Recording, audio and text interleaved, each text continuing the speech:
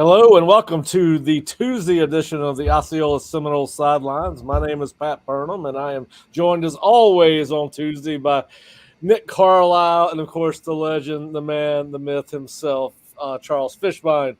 Fish, what's happening down there in sunny South Florida? Doing well, man. Everything's great. I haven't seen you since late Saturday night. Nick, how are you doing? You're sitting across town from me. How's everything over on the campus side of town? It's good. It's good. Nothing to report. Nothing good or bad. It's a nice day outside. I feel like I always default to the weather because it's my favorite time of year. I enjoy it when I walk outside and there's a little condensation on the car and it's nice and nippy out. So, but everything's good, man. How about what side of town are you on? Are you on the not to dox you and reveal your location, but I'm on the old people side of town, the Killearn, the greater Killearn area. We call it North Tallahassee. But listen, you were at practice day. How did the Seminoles look at practice today? Yeah, I mean, against all odds, right? There's still some energy at practice. They still have some competition there, especially when you see it in the 1v1s between the wide receivers and the defensive backs is when I feel like you see the most competition. And of course, when they're doing pass pro drills and the one-on-ones, there's some good competition there. Yeah, but I mean, the energy is there. I mean, I don't believe that this team has given up despite the record. The practices continue to remain a constant. You've been practicing what they're like. They seem to go down despite. Yeah, Nick. I think Nick froze up on us. I don't. Nick, you there? Yeah, I am. Okay. My connection's a little bit. My connection's a little unstable. So you're good. You're good. All right. Yeah. Well, listen. One of the things we know where they're still competing really hard is on the recruiting trail, and they've got some work to do. This is the first time we've talked about it since. It happened on Sunday night, but obviously they're down to 11 commitments with the loss of C.J. Wiley, who reopened up his commitment on Sunday night.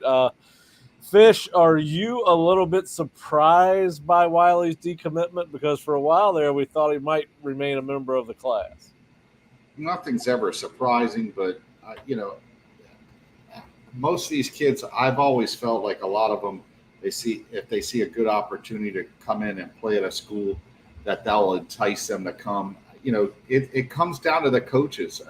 Listen, there's other programs that are losing that are recruiting at a high level. So this idea that you can't recruit, I mean, Auburn's recruiting, they have a top 5 class. Mario last year had a very bad year and brought in a top class at Miami.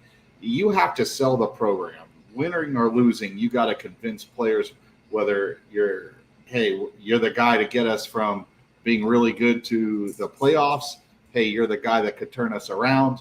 One thing I could tell you, just my history of dealing with Florida kids in general, is most of them come into play.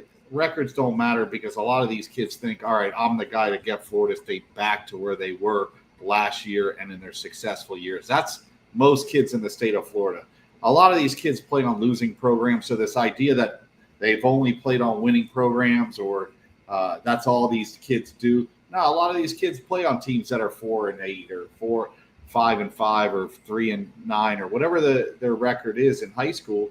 So you have that opportunity to bring these guys in and say, hey, listen, you come to Florida State, you're going to have a chance to honestly play as a freshman, possibly even start. This is what we're selling. And listen, the last 2 years, I know everybody wants to just act like the last 2 years didn't happen, but they did have a very successful season last year. For whatever reasons, this year hasn't gone as well. They have proof of concept. Hey, we've won before. This is what you could be part of. We need you to get back there. And I think you got to just sell. I mean, recruiting is a selling job, and you got to convince these kids, hey, listen, we are going to get back, and you're going to be the reason why. Yeah, and Mike said as much yesterday in his press conference that obviously the season that they're having optically and on the win-loss column it's going to be one of two things. Either a kid's going to be attracted to Florida State because they got a chance to come in and help restore the program again. Well, this year is you're having to rebuild again for the second time in 5 years. So that is one negative. But it is something you can sell. Then the other part was it's going to repel kids away from the program that want to go someplace that's winning right now and obviously don't want to be a part of a rebuild. And listen, Florida State's still nobody's arguing with you, but obviously when you continue to lose recruits at a pace quicker than you're putting them into your class, and you are losing at a historic rate, it is an issue for Florida State. And listen, Chase Lofton's going to be on at least an unofficial visit to, I believe, Nebraska. Is that right, Nick? Yeah, it'll be an unofficial. He took his official visit over the summer. So listen, and I think we've all been around this long enough to know that this class, as it stands, is probably not going to stay intact as it is today, which is 11 commitments, because as we all know, there's going to be coaching changes, and it's likely that one or two of these kids will leave because of their relationship with their coach they're recruiting. Now, most of these guys are coming to Florida State because they want to be at Florida State, but there are some questions there. And of course, listen, they might have some answers. Nick, I know you've got a lot of breaking news on official visits for this weekend. I think we're up to 4 kids coming in this weekend for official visits. Oh, let me do the quick maths here. I was not a math major in college. Yes, 1, 2. Yes, so we're up to 4. We've got Jeremiah McLeod, who was a late add as of late last night, early this morning. Then Javon Boggs, UFC wide receiver commit, is going to come in this weekend. Then there's Toby Hastrup, and then Chase Linton is going to be on campus this weekend. After we previously believed that visit was off, it's back on. Well, they make that 5 because Kelsey's coming in. Did Garcia say that it was an official visit? Yeah. Okay. Yeah. All right. So and then that'll be 5 then. Yeah. So English degree. Yeah. Woohoo. Not that's good at math. That's good for Florida State. They need to get these 5 kids in here. It will be interesting to see how it goes with Toby Hastrup. He's already been on at least 2 official visits. I think you said he might have LSU still to come, and it looks like Texas A&M is probably going to get one. So Florida State, I believe he said he's going to make his decision early, being an early national signing date. So yes, December 2nd, I believe, is when the date is. Okay. He's got a couple of official visits coming afterwards. One of them is Virginia. The other one might be Illinois. I don't know. He's kind of all over the map, Toby. He had an official visit to Vanderbilt, to Boston College, and then unofficials too. He's already been unofficially to A&M and LSU earlier, so he's been all over the map. Yeah, he had an official to Missouri too. So that's right. He is definitely he's getting good Delta frequent flyer miles. Let's put it that way. Well, if he's going to make a decision, or the universities that are bringing him in are spending their points. Anyways. Yeah. Then McLeod's a nice addition. Obviously, a Rivals 4-star kid. 229th nationally, 13th ranked defensive tackle in the class of 2025, playing at Lee County, Georgia this year, as opposed to West Gadsden. These high school transfers still screw me up, particularly when they're across state lines. But anyway, I think that's I didn't realize he had transferred to Lee County until a couple weeks ago. Fish, they got a couple Florida guys, Florida commits, Jelsey, the receiver from Jacksonville, and McLeod from Lee County, both Gator commits. What do you think Florida State's chances are of flipping these guys from the Gators? We've discussed the McLeod kid being in their backyard. I've always felt they should have gone after him. His film looks really good. I think he's a guy that at the D tackle position that could come in and not maybe start, but give them some depth right away. And you got to like the way he comes off the ball. I think he's a kid that they have a legit shot. Anytime you have a guy in your backyard, you should be able to sell them to stay close to home. And I think they have a legit shot. Kelsey is kind of like a hybrid receiver tight end. I don't think he's a traditional tight end. I think that's more where he's going to end up, but you could split him out wide. I like his skill set. I think these are the guys that they're going to need to take and target. One, I don't think financially they're going to wreck you in the NIL era. 2, I think they can actually play at Florida State. I don't think these guys are just fill-in type players to fill in a class. I think both would be very good gets for the Seminoles. Yeah, and obviously I think Wynn is the only defensive tackle committed to this class right now.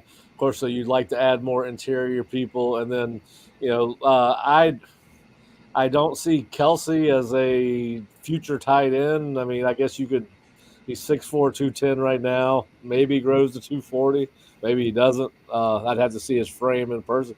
But watching his film, it was no tight end footage at all in his film. It's all wide receiver, and of course, you have no wide receivers right now either. So, and you may not have a tight end by the end of this weekend. So, whether you're recruiting him as a tight end or wide receiver, it'd be a big get for Florida State. I think he's similar. He could be kind of like a Rondé Gazin type, a bigger receiver that you could flex out. You can do some stuff with him, put him in the slot, move him outside, try to get him on mismatches. I think the kid has very good ball skills. Listen, they need good football players. Not every guy is going to be a superstar, but you got to get guys that can play, that love the game, that can help.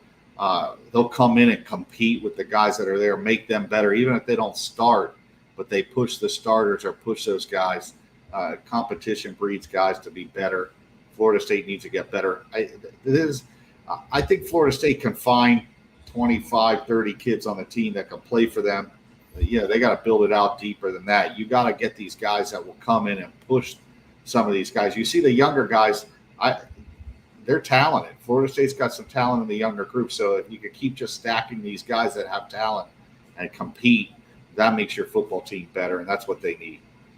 Yeah, and then, of course, you got Javon Boggs coming in, committed to UCF, but UCF is going through its own kind of struggle over there on the other side of the state this year. And I believe they've lost 4 or 5 games in a row, something like that. It's not been a good stretch for them, and Florida State looks like it's might be able to take advantage of that. Nick, what do we know about Boggs? Has anything changed other than the fact that he is going to be – we've confirmed he's coming in this weekend? Yeah, nothing has really changed here. Obviously, I think the loss of Wiley in this class has definitely elevated the importance of Boggs in terms of finding at least one wide receiver to come into this class. This is going to be probably one of the more important visits of the bunch of the weekend. Hell, I mean, all of these kids are going to be important visits at this point. You got to Fish's point, you've got to take good football players. I certainly feel that, between Boggs, Gelsey, and McLeod, there's definitely some talent and some potential for Florida State to get these guys. I feel if I had to pick one that I felt the best about, probably Gelsey, knowing that he's going to be here this weekend instead of coming for the Florida game, which obviously he's a Florida commit. So getting him away from when you are going to be playing the team that he's currently committed for, I think that's important. I think they'll probably recruit him at wide receiver. I think Dugans is probably the primary contact on this one, but I can't be sure. I think that's the guy that he tagged in the offer post. So usually that is the point of contact for the coach there. But yeah, nothing has really changed with Boggs apart from the fact that he's an important visitor and he's going to be here this weekend. And yeah. And then we also there's some back and forth about whether defensive end Chase Litton from North Atlanta High School in Atlanta, Georgia was coming in, but it looks like maybe we finally solidified that thing up. Yeah. So it was a bit of a weird situation. Yeah, he did a couple of stories with the national site a couple of weeks ago, and there was no mention of this Florida State visit, which obviously we broke that he was going to take an official visit here this weekend. It felt like he released the top 3 schools, I believe. It was Rutgers, Georgia Tech, and Georgia, and then now Florida State's back in it, and the visit is on. I don't know what happened there. If something changed, if the visit was dropped and then got put back on, or if it was never canceled and we just misinterpreted some information. But he's going to be here this weekend. Yeah, and then what can you tell us about Tim Griffin, the defensive tackle from Alcovey High School in Covington, Georgia? Yeah, so that's a bit of an interesting one. I talked to Tim yesterday, and he doesn't currently have an official visit set up yet. He has a commitment date set for November 23rd. That's the same day as the Charleston Southern game. So he's got a couple of dates to potentially set an official visit with Florida State before he does make that commitment. I think he has a final 3 of Florida State, Ole Miss, and I'm forgetting the third team, but Florida State is in the top 3 there. So a little bit weird. I mean, he has a chance to show up this weekend. like some of the other guys that have magically appeared on the visitors list. So not going to rule anything out, but he's got if Florida State is going to make a run for him before he commits in a couple of weeks, he's got to be on campus within the next 2 to 3 weeks. Yeah, it's definitely got to do that. And listen, obviously, we know they need ends and tackle type bodies really badly in this class. And I think we're all in agreement that the more your roster's made up of high school kids, probably the better foundation you have. So another guy you've got in your report, which is on the Osceola.com's Osceola Village message board, if you're a subscriber, Dallas Wilson, the Oregon wide receiver commit. Some rumors that he could be coming for the Florida game on November 30th. That would be quite a coup. Fish, do you think they've got a chance to get Dallas Wilson on campus? They haven't yet, and we've always discussed when you're trying to recruit these kids, it's very hard to land a kid that you haven't had on campus. My thing is you got to get him on campus 3 times. He never came this spring, really. I don't believe this summer. No. He's a big time receiver. I thought the Tampa area in general, Florida State, really needed a recruit this year, because this year and next year are the best 2 years they've had probably since the James Wilder years. This kid's a difference maker. He's another guy that could come in. I think Wilson could come in and play right away. I'm not saying start, but I definitely think he could be in the rotation his first year. Very smooth, big kid, runs well, has all the physical tools. He's somebody that it'd be a huge get. If you're going to lose Wiley and add Wilson, I don't think there's much of a drop off between the two players, if any. You'd be getting a big time player, but Oregon's going to be playing for a championship this year while Florida State's sitting home. So once again, though, you're selling that opportunity to be the guy. Be the guy. Yep. Well, let me ask you this. If you had to take – you've watched both of them more than probably Nick or I have, but if you had to take one of those two kids, would you prefer Wilson over Wiley? I'm always going to be a little biased towards the Florida kids, but I do think Wiley's a really impressive player. I think both of these guys are guys that they need. They need a bigger receiver that can run. We always thought that Hakeem would be that guy, and so far that hasn't happened. They need a big receiver that can stretch the field, go up and get the football. The one thing with big receivers, they get open a lot of times just because they're bigger than the DB. Their bodies are able to create separation between themselves and the DBs because of that size differential. He's a big kid, very physical. I had a chance to watch him this spring in person, and just how smooth he was and how easy the game came to him was very impressive. He also seemed very competitive, that he wanted to be good and take his. I think he has a chance to be a really good player, and like I said, he'd be a home run. Considering the season they've had so far on the field. Yep. And then one other kid they may or may not bring in, we are trying to get confirmation of that, would be defensive tackle /end Benny Patterson from he's from Castle, Indiana, actually Castle High School in Newburgh, Indiana, committed to Cincinnati in April. We think he may have set a visit on November 30th. We are trying to confirm that. Nick and I will continue to reach out to Benny and see if we can get that confirmation. So listen, it's a weird time.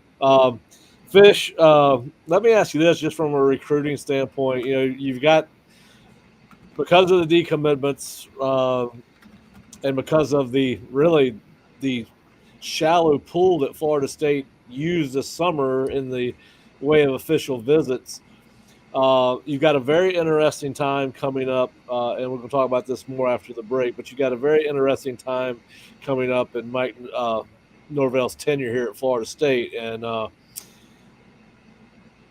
early National Signing Day is December 4th, and we know there's going to be some coaches that are going to be let go. How do you think they will handle this next 4 weeks? A lot of people think that he's going to make the changes. He'll make them the Sunday after Florida. Some people think you make them the Thursday after early National Signing Day, and he's got some signatures on the table. But you still got to recruit kids, and they may be recruited by a coach that's looking for a job. Yeah, I believe the day after, 2 days after the Florida game, the hammer will drop, and there's going to be a lot of new coaches. As you know, what will happen is a lot of the guys that are in the back rooms or guys that are assistants or whatever will have to go on the road and recruit. They'll have the ability to do so since Florida State won't have a ton of guys on their staff left.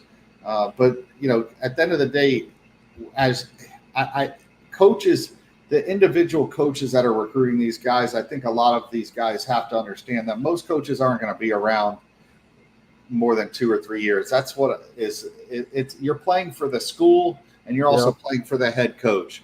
Position coaches come and go. Even head coaches come and go to a great. No, but I'm just saying most guys either get fired or they move on or they move up. There's just a lot of transition in this business, as you know, Pat. Yeah, you've been in football offices. They're usually not together this long. Like, this is not common that you've had, even on a winning staff. Florida State's not had a whole lot of turnover, and that's not common because usually if you're really good, people take people off your staff and give them better positions, or you get guys that get fired because things aren't going right. So this is kind of not normal in this day and age to have coaches that have been on a staff for 5 years. I think it's going to happen. Recruiting is going to change a little. Remember when Jeremy Pruitt came in, they landed Jalen Ramsey and the defensive end, DeMarcus Walker. Those two guys weren't even on FSU's board. So you got to let this thing play itself out. You don't know who if they go after hypothetically a Brennan Marion, who we've discussed, the guy at UNLV, we don't know who he's recruited or who he has contacts with, someone like that comes in, and then all of a sudden he's recruited a guy that maybe he couldn't get to UNLV. The guy couldn't get him to UNLV, but the kid's like, hey, coach, you get one of these better jobs, we're coming with you. So you just don't know where you got to let this thing play itself out. You know what? That logo on the chest means something still. I don't care. They could go 2-10 this year. And these kids aren't like the fans. I hate to say that, but they don't take it as emotional as the fans who, fire everybody and we'll never get a recruit again. And they're never going to win a game again. And Florida State's never going to be good. And this is going to be a 10-year, you take a deep breath. These guys will come in and they're going to recruit, and Florida State will probably have a pretty decent class. And so you don't know who they're bringing in and who those coaches bring in with them.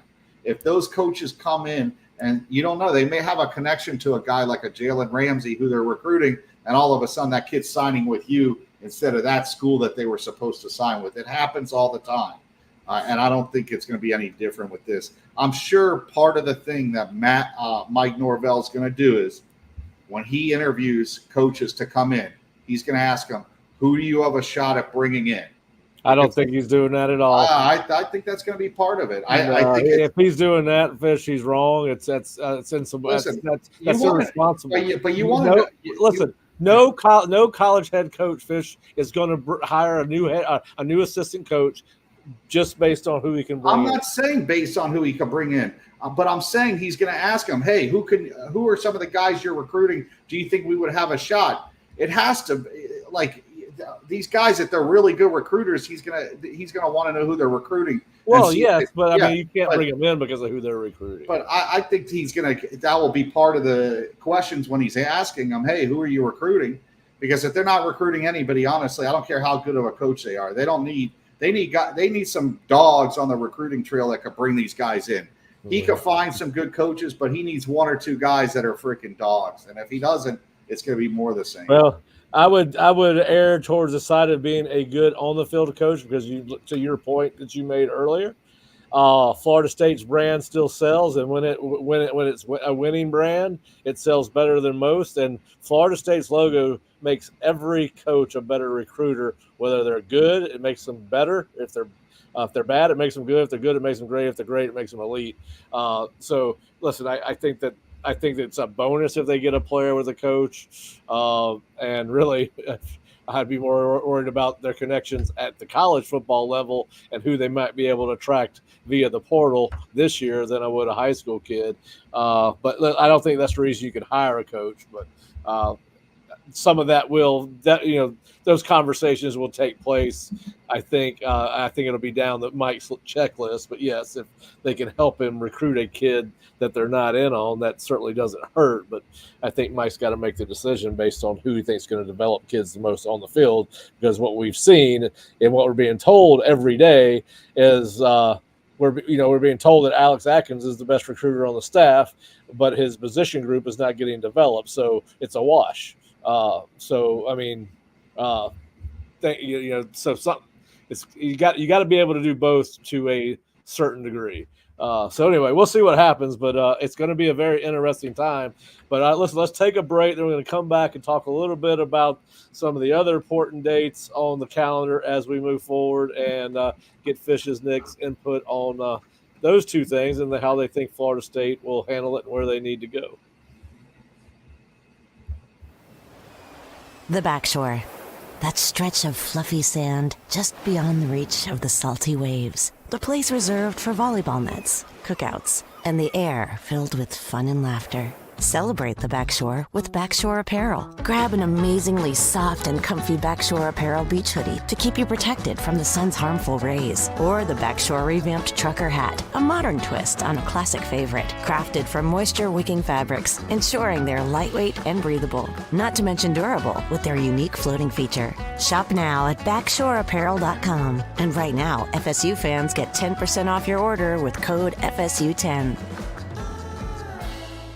Finding an experienced lawyer you can trust is crucial. With over 50 years of combined litigation experience, the attorneys at Mowry Law Firm are dedicated to providing our clients with exceptional legal services, focusing on car and trucking accidents, premises liability, and wrongful death. Call 904-824-7799, MowryLaw.com. Hey Seminole fans, Alumni Hall is your ultimate FSU shopping experience and has moved to a new location off Timberlane Road in Tallahassee. Shop FSU gear from Nike, Champion, New Era, Yeti, and more. Alumni Hall has Seminole gear for the entire family, plus accessories and gifts. Spend $150 and you'll earn $10 off your next purchase with their Hall Pass rewards. Stop by their new location on Timberlane Road near REI, or shop anytime online at alumnihall.com. Alumni Hall, where Seminole fans shop. All right, welcome back to Seminole Sidelines, and I played the wrong commercial. Somebody's got a free ad. So, welcome back, Pat Burnham with Nick Carlisle and Charles Fishbein. All right, guys, so we talked a little bit about recruiting, but a lot of things fixing to happen between four games you got to try to win. Early National Signing Day on December 4th. The end of the season on October 1st will be, December 1st, we'll wake up on that Sunday morning. Then you've got the portal that opens up on 8th, then closes on the 29th. It's going to be a busy time. Fish, how does Mike Norvell navigate the next 8 weeks? And because I think they are critical, because in the portal alone, you've got attraction, retention, and attrition, right? You're going to see who you can retain, who you want to retain. Then you're going to see who you can't retain, attrition, that you want to, but they leave. And then you've got to attract guys you want from other colleges. And on top of that, we think he's going to be hiring a number of coaches on his staff. And he's going to be recruiting his own team. And luckily, December 4th, most of, I guess, maybe they'll have a couple kids that'll wait until sign till February from the high school level. But the next 8 weeks, I think, are going to make or break what the short and long-term future of this program are like. What do you think? I think everybody else is going through the same situation as far as NIL and as far as the transfer portal. So they were going to have to deal with this whether they had a good season or not. They're going to have to be prepared for signing guys out of the portal. We've discussed this before.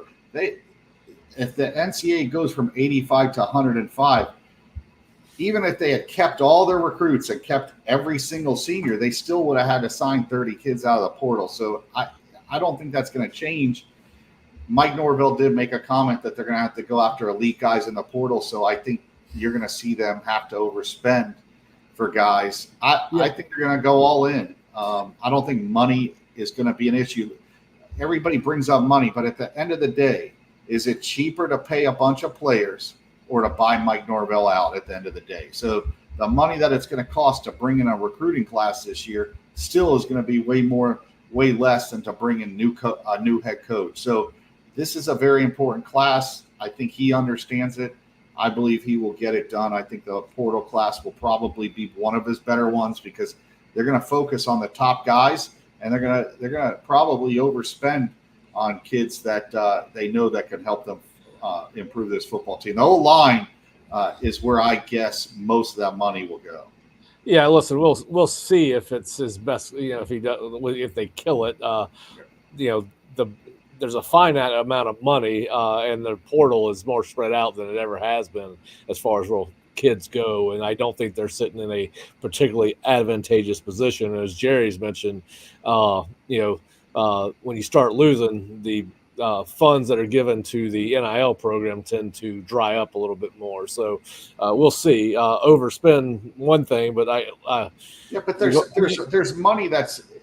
I have a hard time believing that they were going to sign 25 kids, all these. But when the summer started, if they were going to sign 23 to 25 kids, there was money allocated for this class. That money's got to still be there. They didn't spend it on anything. It's not like they've been giving this money away. There's money there for kids for them to sign. It's not like they have to go. If they have to go out and find other money now, then they really are really. Well, you're always having to.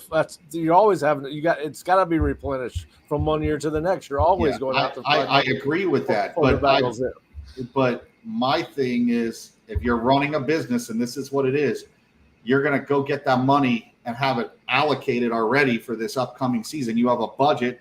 That budget's there. I'm hoping they didn't just spend all this money on something else, and they have to go get more money to sign a recruiting class that only has 10 or 11 kids in it right now. That would be gross incompetence if they're doing that. I guess my point is that money that changes any given month, year, right? I mean, some years people will give more than others. I'm just saying we don't know. That's not like a business budget. No, I can tell you where about $2 million is about to come from because there are a couple of guys on the defensive line that I would believe are probably going to throw their hats in the ring in the NFL draft. But we'll see. Same old suspects. Same old suspect. No, but the thing is you already had to predict that before the season. Like you're already thinking, all right, these guys are going to come off the table. We're going to have more money.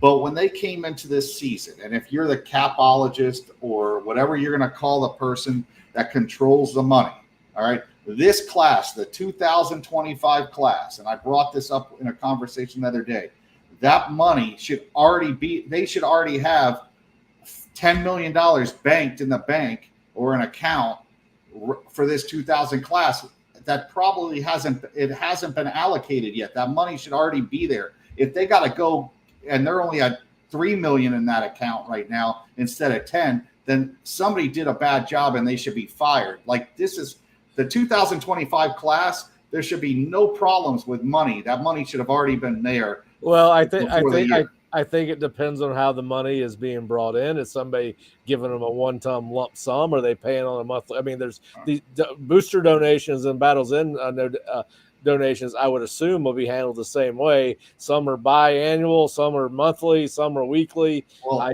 I don't know exactly how it works because I'm not inside. But I guess you're talking like it's a fixed budget, and it's not. What I'm saying is this isn't going and building an the football-only facility that you're doing it over a 5-year period. The 2025 class, you're signing a 2025 class, whether it's a bunch of 3 stars, it's a bunch of 5 stars, whatever it is. They knew it last summer, not this past summer, but a year ago, hey, for the 2025 class, 2026 class, the money should already be there for them. It depends on how the donations are spread out. That's not everyone's giving a lump sum, Fish. That's what you're not understanding. So when they start, I understand what you're saying. It was given $10,000 a month, maybe given $1,000. I understand what you're saying, but if they're treating this like building a building and not like a business, and that money needs to be accounted for already. And there's a budget that money's already there. Well, I'm sure they have a set amount of money. Yes. Yeah, that's what I'm saying. If they have to go look for money right now, then everybody at Battle's End or whatever thing they have should be fired because that money, like they shouldn't be looking for. I think they're constantly looking for money. I don't think they should be looking for money for the 2025 class. I'm hoping they already have that money. If they do, I'm just saying, could that budget be peeled back a little bit because of how they're set up to give those donations? Could they have said, "Whoa, I'm gonna stop my donations"?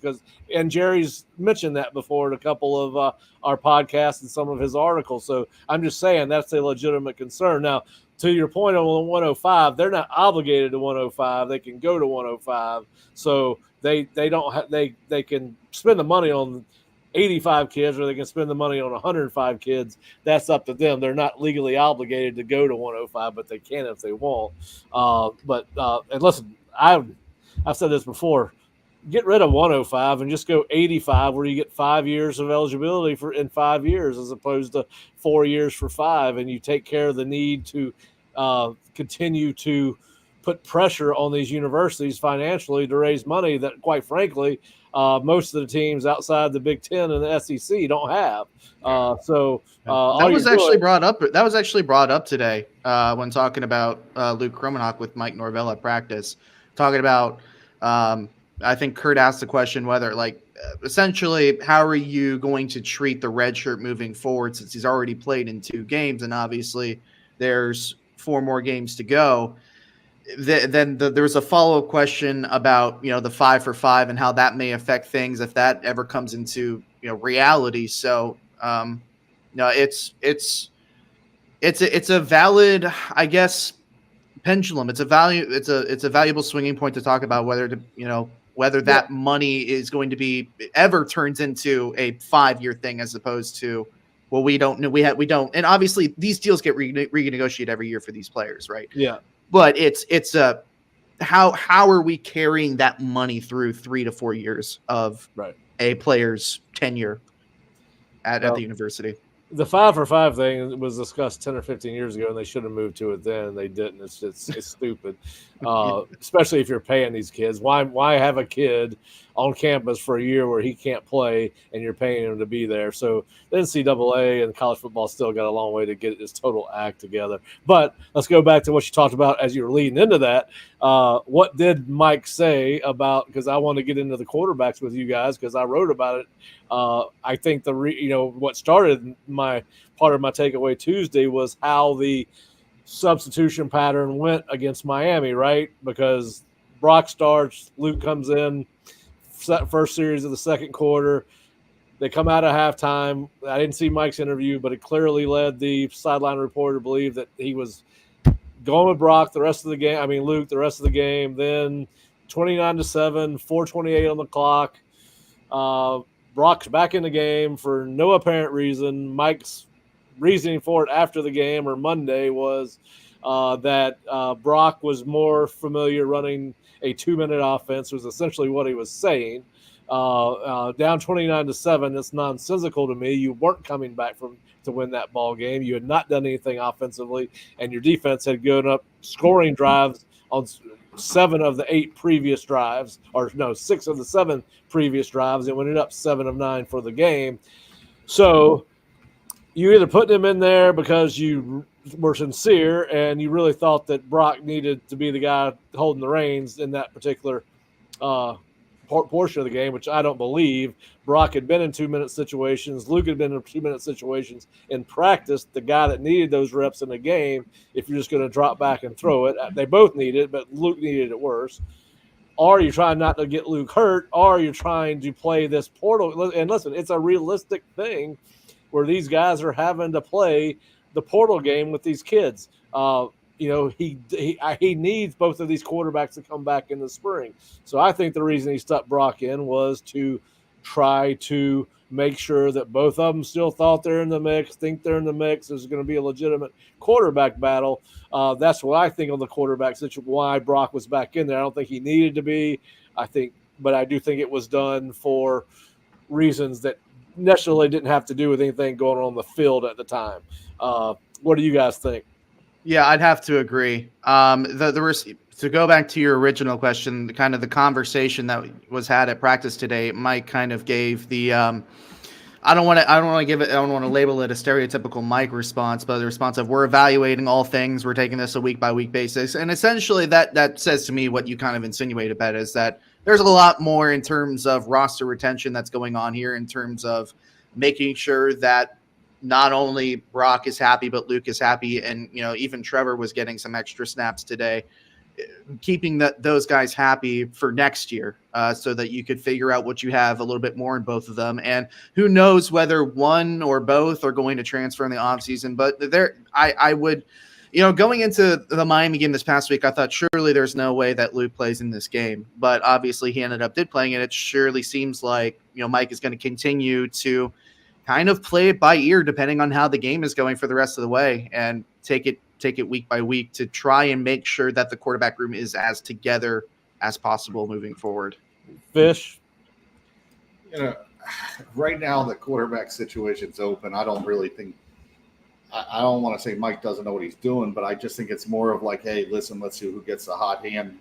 Luke had a couple nice plays, but it kind of bogged down after that. Now he's just trying to find something to work, and you're going to keep going back and forth. They've already tried everything. I don't think it really matters whether they brought Luke back in or they had Glenn back in the game later on. I really don't think it makes a huge difference. I think he's playing the game he's got to play to some extent to try to figure out what's going on. And listen, I do think it's going to be an interesting decision to talk about what you were saying a couple of minutes ago, Nick. What is Mike's plan for with Luke? Is he going to play him in 2 more games or more? And more importantly, what is Luke's plan, right? Because some of these conversations they happen between the kid, the family, and the coach. So this is not going to totally be a Florida State decision unless Luke and whoever's helping him with make these decisions about being redshirted or not redshirted say you're going to do what the coach tells you to do, right? Most parents don't operate that way anymore. It's a kid's world. So that's going to be interesting to see how that plays out. And I think in talking about whether one or both of them leave, I think they're going to have some questions about what's going on with the program on the field, off the field, personnel wise. I think all those conversations will take place. I do think it's important that both of these kids come back, because then if they don't, to Fish's point, you could be a couple of weeks ago, you could be finding yourself in the market for a portal quarterback.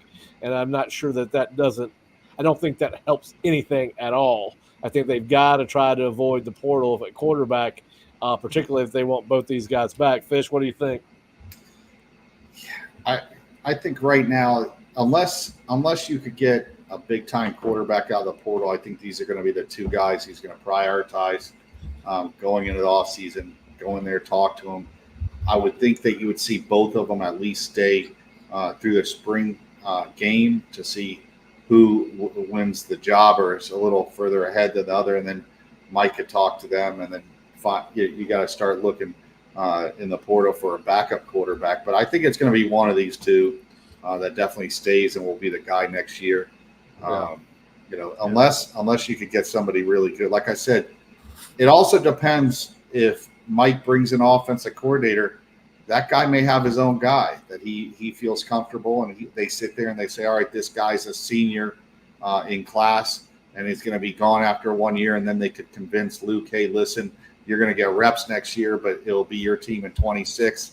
They've got to work it that way too. I don't think they're going to lose both guys. I think if they bring in a quarterback, they're both portal quarterback, they're both gone. Mike's not going to leverage the future of his program for one coach's hire. I don't think he's going to do that. It would be the definition of insanity to me if they go back to the portal for a quarterback after everything that transpired this year. You guys keep forgetting this team's 2-10 this year, and Mike has to make a decision based on. Neither of these 2 have shown anything this year that they could get this team back to 8 wins next year. Nothing. They have not shown any. They have potential, all right? They have potential, but potential don't mean jack. We've seen that already. Well, listen, if he has to win 8 games next year. that is hardly their fault. Yeah. I mean, I'm not saying it's their fault or not, but this is the world we live in, you know? Yeah, but listen, every time Luke hikes the ball, you hear the Benny Hill theme music because he's scrambling for his life. That's great. And that's ditto for Brock too. That's great. But you know what? The center didn't turn it over 3 straight times in the Duke game. So listen, that's true. I'm not putting all the blame on them. Listen, I said the same thing. I am not going to judge any of these kids till they get coached by somebody else than what they're getting coached by now.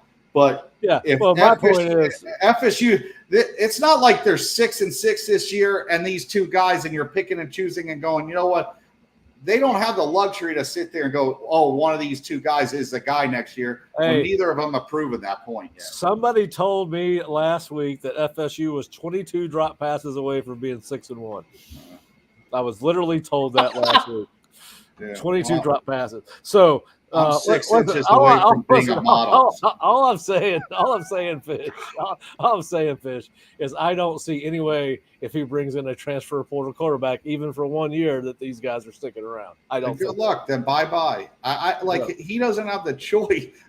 There's going to be hard decisions to make. This isn't like this season went. This isn't just they had an off year. This season has hit rock bottom. It couldn't have gone any worse. When he goes in there, it could always get worse. What's to say? Worse, Fish. Hey, if damn Cal had made 2 more field goals. Listen, he could sit there and go, all right, I'm bringing in an OC, and that OC comes in, and he's like, you know what? I really don't like either of these 2 guys, Mike. I want to go after somebody else. So it's going to be, that guy's going to be part of the decision-making too. He may not like these guys. I mean, let's be honest. It's not like these kids. They have. What did Luke go last week? He threw for what 30 freaking yards, and this guy should be handed the starting job because you're afraid of losing him to the portal. Well, bye, Luke. Bye. He could go. And that's the problem. Is that they've had on this team is they worried about these players too much, and they've let them have all the control. It's going to depend. Hey, I'm just saying this. Any kid on this team that holds this team hostage after going 2-10 should be sent packing to the portal. Goodbye. I'm just saying it. Yeah, well, that I agree with. It's only going to matter what one guy thinks about the potential of those 2 quarterbacks, and that's not Mike Norvell. It's not going to matter. Wait, he's going to ask his offensive coordinator, "Can you get it done with those 2 kids?" And if they don't say yes, he's not going to hire them. That's exactly how that conversation is going to go. That's not. He's not going to say. Mike's going to be calling plays next year. Then I don't. Mike's Mike's going to be calling plays no matter who he brings in. I'm just saying he's not going to have a lot of coaches that are going to. These 2 have not. A coach that's coming in is not like. What have these 2 honestly, you convince me what these 2 kids have shown that they should be guaranteed that they're the guys. I mean, they have shown nothing in 4 or 5 games to. I like Brock. Trust me, I like these 2, but they've shown nothing this year to be guaranteed the starting job next year. Nothing. Well, they're the only 2 quarterbacks Florida State has right now, so one of them will be guaranteed the starting job because you're probably not going to start Tramel Jones. And we got a question about Trevor Jackson. We'll talk about him in a second. But listen, all right, let's move on to something else because we could sit here and argue about this all. And the fact of the matter is, we're not going to know until he hires a new offensive coordinator if he does that. If he brings in a quarterback, then we'll know. But anyway, so C. Black says no more long-term contracts for coaches, 3-year max. C. Black, I certainly agree with you on that, probably on assistant coaches' contracts. The reason they have not done it in the past with head coaches is because if they don't have 5 years, you can't go into a recruit's house and say, well, I'm going to be here because I have job security because I have a long-term contract. And I do think that affects the recruiting. I do think that protects the recruiting portion of for a head coach. Now, I will say this. I think maybe they need to be more incentive laden, as opposed to we're going to pay you $10 million to go 2-10. Maybe we'll pay you you get a percentage of, you can earn up to $10 million, and it's based off certain criteria, includes win per season, because because right now, if you look at what happened to Florida State this year, they got fleeced. They had to give out all these raises after a 13-1 season, and they go and to Fish's point, they're going 2-10 now. Something's got to be done. Now, obviously, this is one of those ripple effects of things that we did not foresee, like impact from portal and all those the portal and all those kind of things, because your roster's changing every year. Some year the talent is going to be better than others years. Some years the chemistry. But yeah, I kind of agree with you. They've got to get it back under control, because the return that most colleges, not Florida State, are getting in their investments and it's being set by all these salaries are set by people who are winning consistently at a very high level. Mike Norvell's salary was set by Nick Saban. That's wrong. It shouldn't be done. And somehow Florida State believed that he was actually going to get offered the job at Florida State. If Mike Norvell knows about personnel evaluation as he says he does, he had to know that there was going to be a fall off. Not of this magnitude. I'm not saying that, but he certainly had to know that it was not last year's football team. You don't stick around. You move. If he got offered the Alabama job, he would have taken it. Knowing that this had a possibility of anywhere, let's just say 7-5. So anyway, I do agree that there needs to get some of this reined in. But as my brother, who spent 25 of his 27 professional years in football, says, the bucket is always full in the college football level. All right, so let's go to our next question. Russell Smith, we have a running quarterback. Why not just shake defenses on us? He runs better than Luke and Brock. What do you think? That's Trevor Jackson. Listen, I'll give you Nick. You've been at practice, but I don't go to practice as regularly as Nick does. I go to all the preseason, all the first couple of weeks of the season. Then, depending on workflow and a bunch of other things, I may. All right, the last time I did an evaluation of Trevor, he was not ready. When it's 11 on 11 and coverages are changing and people are moving, he was just not ready. Now, he's got a hell of an arm. I don't think anybody can question that. He's very mobile. And is he a guy that can play at Florida State? I think he could possibly, but he's got some more development to do. And I think this is going back to what we're seeing. As Fish just said, we're getting to see Brock and Luke, and neither one of them look like they're ready. But I will say this, they can only get so ready behind this offensive line. I mean, go back and watch the Miami tape, guys. I think Miami got credited with 9 total quarterback pressures in the game. I guarantee it was every other play. You can go back and catch it. And I don't know what PFF considers a pressure. I know when the quarterback starts running, he feels pressure. And that's a pressure to me at a drop back situation. And those two kids are running for their lives. What do you guys think about Trevor? I'll start with you, Nick, since you've seen him latest. Yeah, he's not ready. He hasn't been taking snaps with even the second team or first team offense. He's been running scout team this entire season. You think go back to his last year in high school, I think he lost his starting job to the kid behind him when he was still committed to Ole Miss. I just don't think people know who they're asking for.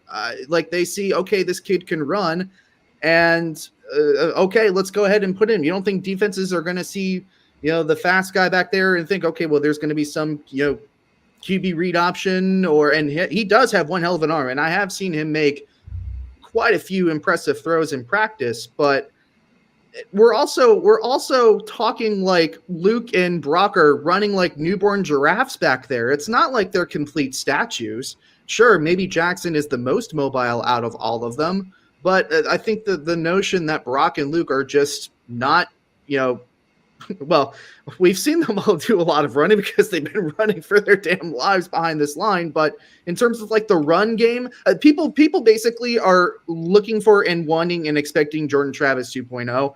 No, there's not a Jordan Travis 2.0 on this roster, even if you want to go and plug in and try Trevor Jackson. He's not ready from a game speed standpoint. I don't think people understand who they're asking for. Is my opinion on the topic.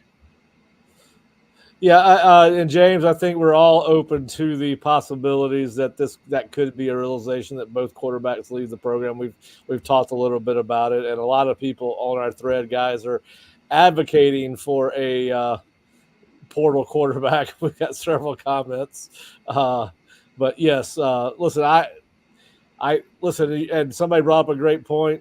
Maybe you have to have a portal quarterback to. For Mike to save his job next year, you could be right. But it's again, you better feel really good about Tramel Jones and really good about Brady Schmeigel, because if you do that, that's probably the two quarterbacks you're going to end up with.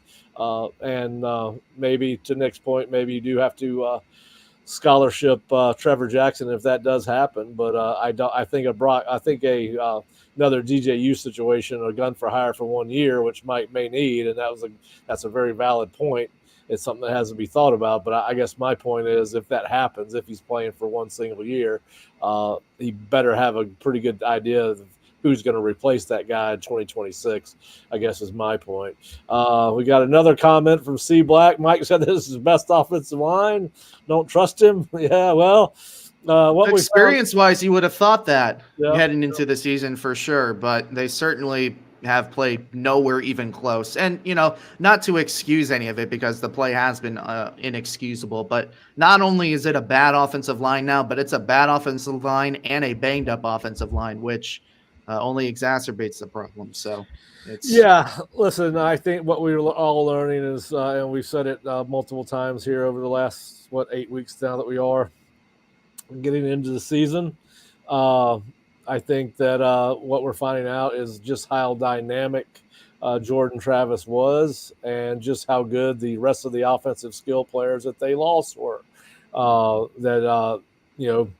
Clearly, you had 3 seniors, 4 starters coming back off last year's offensive line, and Maurice Smith, Keandre Jones, Robert Scott, Darius Washington, and Jared. So you really had 5 guys that had starting experience. So you would have thought this would have been his best offensive line, and we were led to kind of think that's what they thought about the offensive line. But I think what we all know now on offense, it is the biggest area of deficiency of any position group, followed very quickly by wide receivers, and then maybe tied with tight ends, to be quite honest with you. And then, listen, it's just some bad evaluations, non-development, but coaches are all and C. Black. My take on Mike is that he's always going to say positive things. He's not a guy that's ever going to come out and say that, hey, I don't think this kid's very good or this position group's very good. I think that we have seen in-season development before from this team with other position groups and individuals, and we just didn't see it this year with that group. Fish, you got any more to add on the offensive line? No, it's been a disaster. What can you really say? They haven't played well. A lot of it, I don't know how many times this year they've played the same 5 guys, all in every single game throughout the whole season. A lot of that is a big part of success on the whole line, is guys getting comfortable with each other. Guys have been banged up. It's just been a mess, and they're going to have to fix it. It's going to be the number one priority this offseason for Florida State to have a good season next year. The O-line is where the money's going to have to be spent. I just think that that's where it's going to be crucial in the offseason, is signing quality guys out of the portal. And they're going to have to develop some of the guys. They haven't done that. Guys like Simmons. Simmons needs to step up and be a starter next year. I've discussed this over and over. You go look at Miami's offensive line and you go look at Florida State's offensive line. Those kids that's grown men out there. and Florida State looks like a group of 5 or whatever they call it these days, offensive line from tackle to tackle. They're too small. They got to get bigger. It's got to be a change of philosophy. Mike's got to go get bigger guys.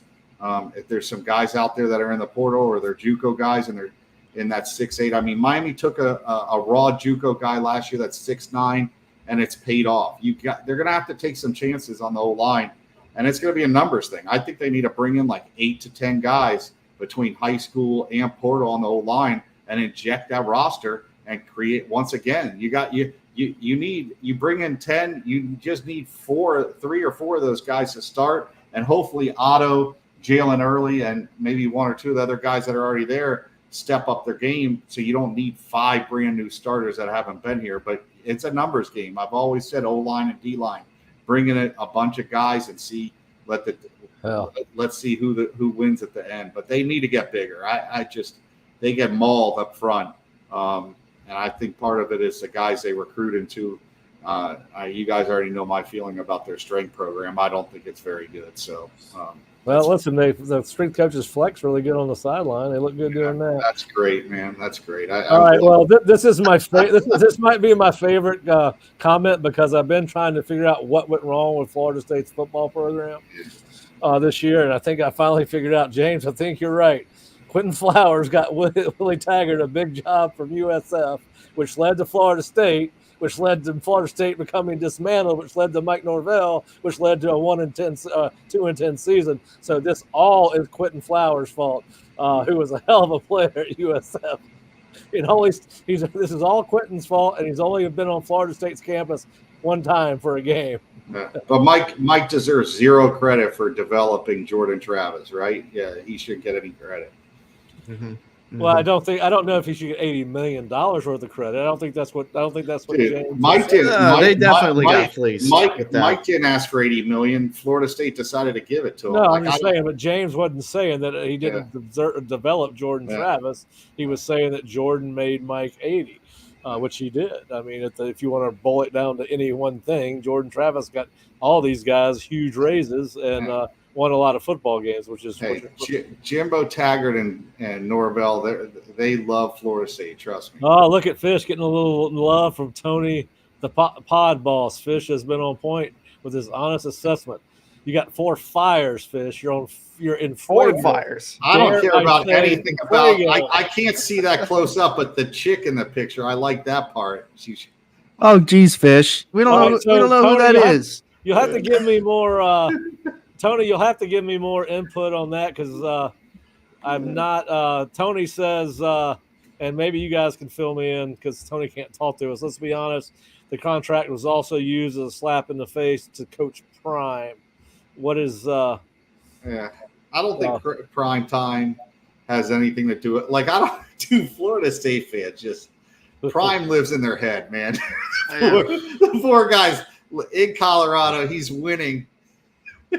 And they still can't stand him. I don't know what. Like, Prime must have slept with some of these guys' girlfriends in college, because the hate towards him. No, I think that's a common support of Prime. I'm thinking they're saying that they should have hired Prime, and that the contract was kind of a middle finger to Prime. If I'm reading that correctly, I don't know. I think that's what he meant too. I'll see if we'll see if he posts anything in the column threads.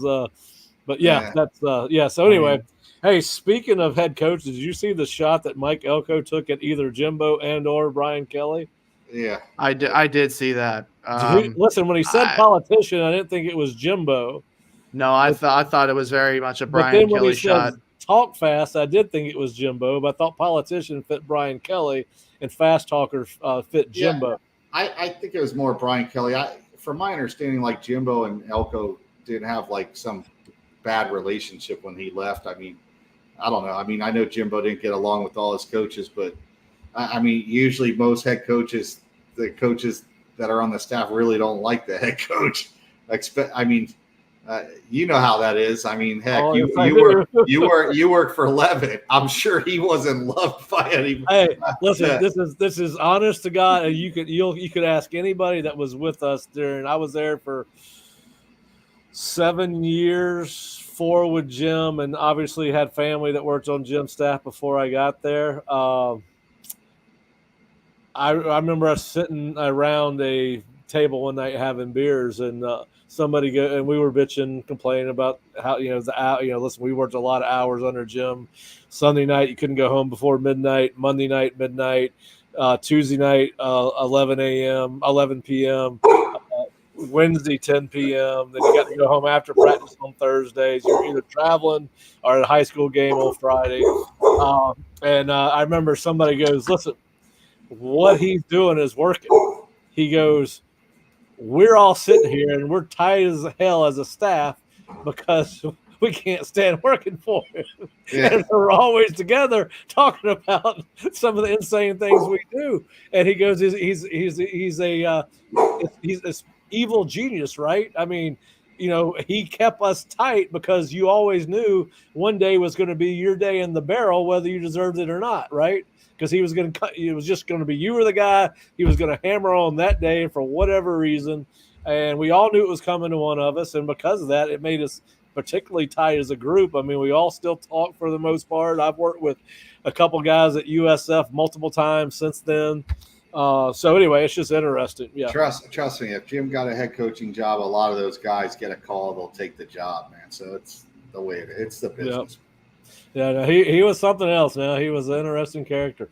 All right, guys. So anything else y'all want to talk about before we sign off for today? Nah, man, I'm good, man. Yeah, I'm good. We've covered quite a lot unless there's any recruiting that we missed or any UNC or Miami talk or I don't know.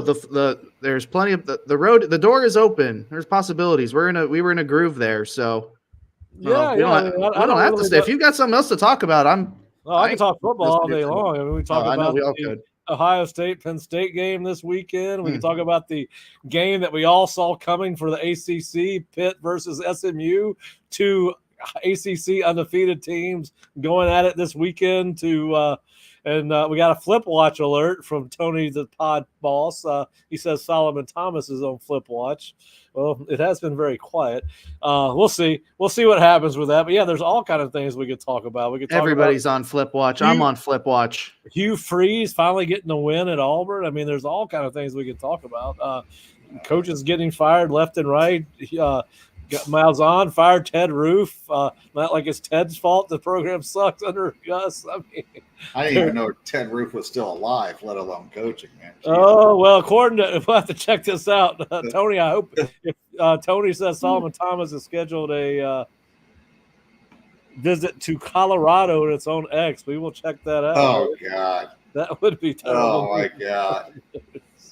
Dion does us try again. Tony, we were trying to wrap this thing up, and you keep on giving us news we need to talk about.